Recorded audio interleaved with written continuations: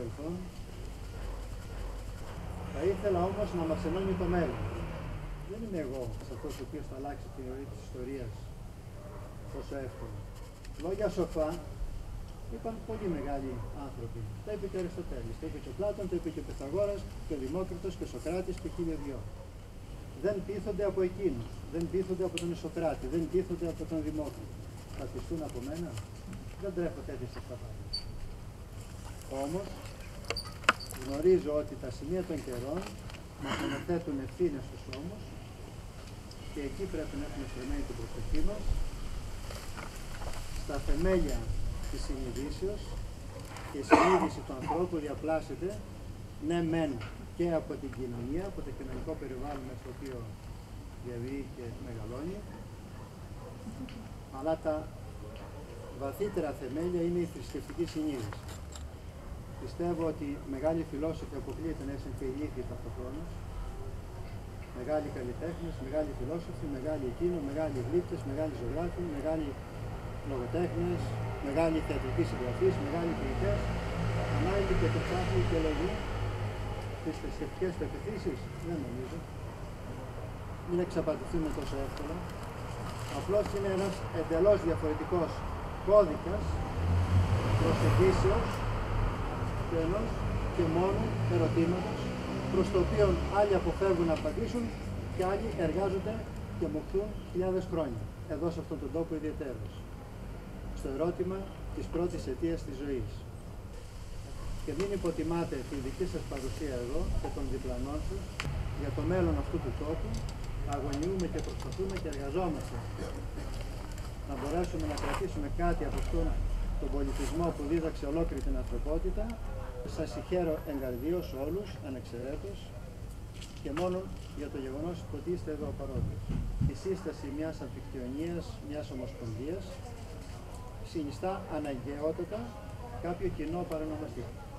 Τα πλέον βασικά πράγματα για να μπορέσει να υπάρξει μια πραγματική ενότητα, νομίζω πως είναι ανοχή και αποδοχή του αρχαίου θρησκεύματος. Πρέπει να ανεχθεί τουλάχιστον δίπλα του την παρουσία κάποιων ανθρώπων που θέλουν να βαδίσουν την Ιερά Οδό και να φτάσουν κάποτε στην Ελευσίνα. Έχουν κάθε δικαίωμα. Απαραίτητα στοιχεία είναι αυτά τα οποία χαρακτηρίζουν μια εθνότητα. Για παράδειγμα η γλώσσα. Αλλά όταν επιλέγουμε κάτι, το επιλέγουμε στην καλύτερα του έκφρασή του. Μπορεί να είναι ψηλά ο πύχης, αλλά ας το προσπαθήσουμε και πάνω απ' όλα ας επιτρέψουμε σε κάποιους που είναι δίπλα μας να προσπαθούν. Δεύτερο στοιχείο, για να μπορέσει να υπάρξει ένα έθνος, είναι η εδαφική ακεραιότητα. Γι' αυτόν τον λόγο θεωρώ αδιανόητο να προσπαθεί ή να προσδοκεί ή να νομίζει μία ομάδα ότι θα είναι αυτή η οποία από μόνη της θα πράξει και θα κάνει και θα φτιάξει. Ήδη είμαστε ελάχιστοι. Αν διοργανώσουμε τα Παναθήναια, είτε να το μπορέσουμε, θα πρέπει δηλαδή να συμμετάσχουν όλοι.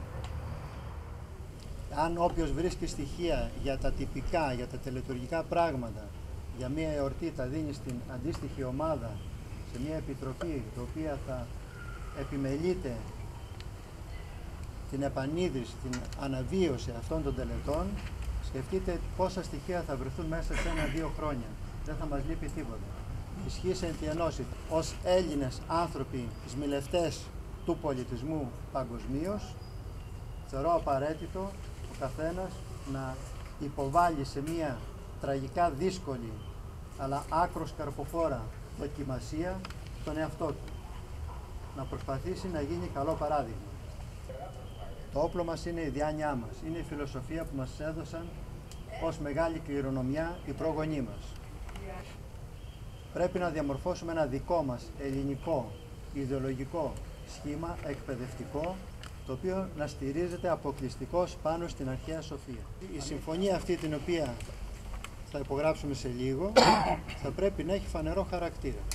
Δεν μπορούμε να ντρεπόμαστε εμείς οι άνθρωποι που εργαζόμαστε για τον ελληνικό πολιτισμό. Τουναντίον θα πρέπει να αισθανόμαστε υπερήφανοι και πιστέψτε με, και κλείνω με αυτό, ότι μόνον ισχυρές κοινωνίες και άνθρωποι που έχουν δεσμούς μεταξύ τους μπορούν να περάσουν κρίσεις πολιτισμού.